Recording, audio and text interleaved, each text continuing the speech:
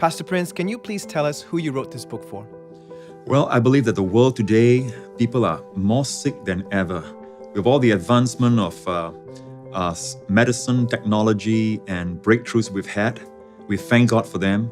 But still, the world is suffering from all kinds of illnesses, a new strain of viruses attacking bodies, and we need an answer that is outside natural means. So I wrote this book for people that are believing God supernaturally to touch their bodies and to heal them and grant them better health. There are many books in the market on the topic of health. What makes this book so different?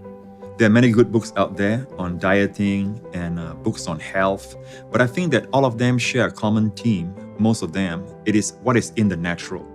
This book, Eat Your Way to Life and Health, deals with something that's out of the natural. It's supernatural. What this book talks about is redemption that was provided for through Jesus Christ.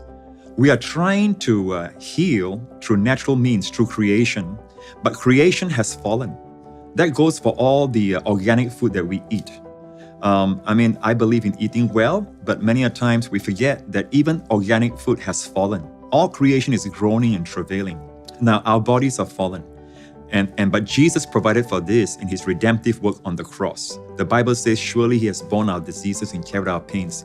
The book answers the question on how to receive what Christ has provided for our bodies. Some of our listeners have been trusting God for a breakthrough in their health for a long time, but haven't seen it. It can be easy for them to feel like, maybe God doesn't want to heal me and maybe God has forgotten about me. What would you say to someone in that situation? In fact, that's what I address in one of the chapters in this book, Eat Your Way to Life and Health, because I know that there are many who also teach, that Christ bore our sicknesses and diseases, but somehow leave the impression sometimes that we are to expect it to manifest immediately. Unless the Lord heals you immediately, then you have not received. Well, with the communion, you can actually partake of the Lord's Supper, believing that as you partake, every time you partake, you're getting better, stronger, and healthier. Now, the pressure is off you, like, for example, Mark 11:24, you have to believe that you have received, no doubting. All right, nothing wavering. You believe. Now, it's okay. All right, if you can do that, go ahead. But I think God has given us provisions as well that we can also partake of the Lord's Supper. If our faith is small, we feel like we don't have that kind of faith to believe all at once, we can partake of the Lord's Supper, incrementally believing that we are getting better and stronger. And I have so many testimonies of people who have received definite healings in their bodies, but it took a process of time of partaking the Lord's Supper daily.